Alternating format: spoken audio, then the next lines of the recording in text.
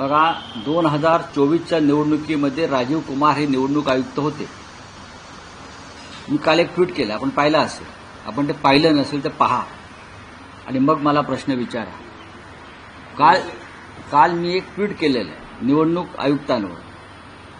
2024 साली जे निवडणूक आयुक्त होते आणि ज्यांच्या सहकार्यानं नरेंद्र मोदी आणि त्यांचे लोक निवडणुका जिंकू शकले, ते निवडणूक आयुक्त राजीव कुमार कुठे आहेत हा माझा प्रश्न आहे. जगदीप धनखड बेपत्ता झाले, तसे तत्कालीन निवडणूक आयुक्त राजीव कुमार कुठे आहेत हा माझा प्रश्न आहे. ते कुठे गेले?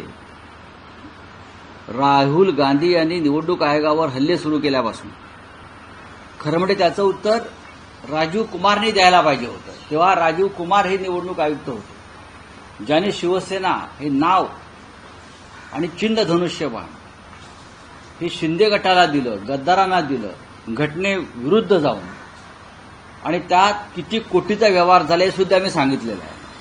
ते राजीव कुमार या क्षणी कुठे आहेत हा माझा प्रश्न आहे. मी त्याच्या संदर्भात सोशल मीडियावरती माझा प्रश्न टाकलेला आहे.